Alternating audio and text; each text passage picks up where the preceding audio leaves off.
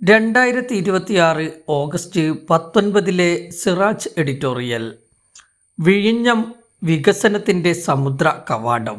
കേരളത്തിന്റെ വികസന ചരിത്രത്തിൽ സുപ്രധാന ചുവടുവെപ്പാണ് വിഴിഞ്ഞം അന്താരാഷ്ട്ര തുറമുഖത്തെ എക്സിം സമ്പൂർണ്ണ കയറ്റുമതി ഇറക്കുമതി പ്രവർത്തന ഉദ്ഘാടനം. ഇതൊരു തുറമുഖ വിപുലീകരണം മാത്രമല്ല, സംസ്ഥാനത്തിന്റെ സാമ്പത്തിക മുഖച്ഛായ തന്നെ മാറ്റിക്കുറിക്കുന്ന അധ്യായമാണ്. ട്രാൻസ്ഷിപ്മെന്റ് പ്രവർത്തനങ്ങൾ മാത്രമാണ് ഇതുവരെയും വിഴിഞ്ഞത്ത് നടന്നിരുന്നത്. അഥവാ യൂറോപ്പിൽ നിന്നും ലോകത്തിന്റെ ഇതര ഭാഗങ്ങളിൽ നിന്നും ഭീമൻ കപ്പലുകളിൽ എത്തുന്ന കണ്ടെയ്നറുകൾ ഇറക്കി അവ ചെറിയ കപ്പലുകളിൽ കയറ്റി ചെന്നൈ, വിശാഖപട്ടണം തുടങ്ങിയ തുറമുഖങ്ങളിലേക്ക് അയക്കുന്ന പ്രവർത്തനം.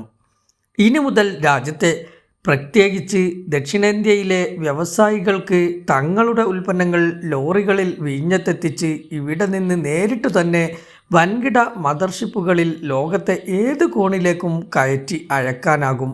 ഉൽപാദനം, വ്യാപാരം, തൊഴിൽ, നിക്ഷേപം, സേവന മേഖല തുടങ്ങിയവയെ ഒന്നിച്ചു മുന്നോട്ടു നയിക്കാൻ സഹായകമായ സാമ്പത്തിക കവാടമായാണ് ഇനി വിഴിഞ്ഞത്തെ കാണേണ്ടത്. തദ്ദേശീയ ഉൽപ്പന്നങ്ങളായ കശുവണ്ടി, കയർ, സുഗന്ധവ്യഞ്ജനങ്ങൾ, ചെമ്മീൻ തുടങ്ങിയവ ഇനി വിഴിഞ്ഞത്ത് നിന്ന് 28 മുതൽ 30 വരെ ദിവസത്തിനകം യൂറോപ്പിലെത്തിക്കാനാകും. ഇതുവരെയും 60 മുതൽ 80 വരെ ദിവസമെടുത്തിരുന്നു.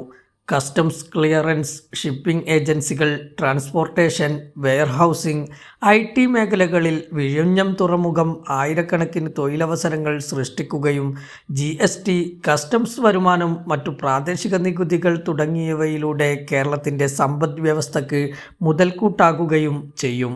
രാജ്യത്തെ മറ്റു തുറമുഖങ്ങളെക്കാൾ നിരവധി സവിശേഷതകളുണ്ട് വിഴിഞ്ഞത്തിന്. അന്താരാഷ്ട്ര സമുദ്രപാതയിൽ നിന്ന് 10 നാവിക മൈൽ മാത്രമാണ് ദൂരം. 18 മുതൽ 20 വരെ മീറ്റർ സ്വാഭാവിക ആഴമുള്ളതിനാൽ കൂറ്റൻ മദർഷിപ്പുകൾക്ക് ഡ്രഡ്ജിംഗ് നടത്താതെ തന്നെ തുറമുഖത്തെത്താനാകും. നിലവിൽ പ്രതിവർഷം 10 ലക്ഷം ton TEU twenty foot equivalent unit ചരക്ക് കൈകാര്യം ചെയ്യാനുള്ള ശേഷിയാണ് തുറമുഖത്തിനുള്ളത്. ഈ വർഷം ജനുവരിയിൽ പ്രവർത്തനം ആരംഭിച്ച രണ്ടാം ഘട്ട വികസനം 2028 പൂർത്തിയാകുന്നതോടെ ഇത് 30 ലക്ഷം ടണ്ണായി ഉയരും. ബെർത്തിൻ്റെ നീളം വർദ്ധിക്കുന്നതോടെ ഒരേ സമയം 2 കൂറ്റൻ മദർഷിപ്പുകൾക്ക് അടുക്കാനും ചരക്കിറക്കാനും സാധിക്കുകയും ചെയ്യും. ഇതോടെ 1,00,000-ഓളം പുതിയ തൊഴിലവസരങ്ങളും സൃഷ്ടിക്കപ്പെടുമെന്നാണ് പ്രതീക്ഷ. അതേസമയം വിഴിഞ്ഞത്തെ വിപുലീകരണത്തോടൊപ്പം കേരളത്തിൻ്റെ വികസനത്തിന് ഗതിവേഗം വർദ്ധിക്കണമെങ്കിൽ തുറമുഖം കേന്ദ്രീകരിച്ച് സമഗ്ര സാമ്പത്തിക നയം രൂപപ്പെടുത്തേണ്ടതുണ്ട്. ആഗോള കയറ്റുമതിക്ക് സാധ്യമാകുന്ന ചരക്കുകളുടെ ഉൽപ്പാദനം സംസ്ഥാനത്ത് വർദ്ധിക്കണം. ഈ ഉൽപ്പന്നങ്ങൾ ലോക വിപണിയിലെത്തിക്കാൻ മാർക്കറ്റിംഗ് തന്ത്രങ്ങൾ രൂപപ്പെടുത്തണം.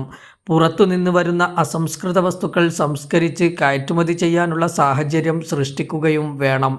വിഴിഞ്ഞം വികസനത്തോടനുബന്ധിച്ച് സംസ്ഥാന സർക്കാർ പ്രഖ്യാപിച്ച മിഷൻ സമുദ്ര ഈ ഗണത്തിൽ പ്രധാനമാണ്. തുറമുഖത്തേക്കും തിരിച്ചുമുള്ള ഗതാഗതം വർദ്ധിക്കുമ്പോൾ റോഡുകളിൽ ഗതാഗതക്കുരുക്കും പരിസ്ഥിതി പ്രശ്നങ്ങളും വർദ്ധിക്കുന്നത് ഒഴിവാക്കാൻ സംസ്ഥാനത്തെ ചരക്കു നീക്കത്തിൻ്റെ 50 മുതൽ 60% വരെ കടൽ മാർഗമാക്കി മാറ്റുകയാണ് മിഷൻ സമുദ്ര പദ്ധതിയുടെ പ്രധാന ലക്ഷ്യം. കേരളത്തിലെ 2 അന്താരാഷ്ട്ര തുറമുഖങ്ങളെയും മറ്റു മിനി തുറമുഖങ്ങളെയും സംയോജിപ്പിച്ചാണ് പദ്ധതി നടപ്പാക്കുന്നത്. വിഴിഞ്ഞം പദ്ധതി പൂർണ്ണതോതിൽ സാക്ഷാത്കരിക്കുന്നതിലൂടെ ഇന്ത്യയുടെ തെക്കേ അറ്റത്തെ അവഗണിക്കപ്പെട്ട കൊച്ചു സംസ്ഥാനം എന്ന നില മാറി ദക്ഷിണേഷ്യയുടെ തന്നെ പ്രധാനപ്പെട്ട സമുദ്ര സാമ്പത്തിക കേന്ദ്രമായി കേരളം മാറുമെന്നാണ് പ്രതീക്ഷിക്കപ്പെടുന്നത്. എക്സിം ഉദ്ഘാടന ചടങ്ങിൽ നിന്ന് കേന്ദ്ര തുറമുഖ ഷിപ്പിംഗ് മന്ത്രിയും തിരുവനന്തപുരം മേയറും വിട്ടുനിന്നത് അനുചിതമായി പോയി. സംസ്ഥാന സർക്കാരിൻ്റെ ഔദ്യോഗിക ചടങ്ങുകളിൽ വന്ദേമാതരം ആലപിക്കാത്തതിലും PM ശ്രീ പോലുള്ള കേന്ദ്ര പദ്ധതികളോട് കേരളം വിയോജിപ്പ് പ്രകടിപ്പിച്ചതിലും പ്രതിഷേധിച്ചാണ് കേന്ദ്രമന്ത്രിയുടെ വിട്ടുനിൽപ്പെന്നാണ് പറയപ്പെടുന്നത്. തീർത്തും രാഷ്ട്രീയമായ വിഷയങ്ങളെ ചൊല്ലിയുള്ള മന്ത്രിയുടെ ഈ ബഹിഷ്കരണം ജനാധിപത്യ മര്യാദയ്ക്ക് ചേർന്നതായില്ല.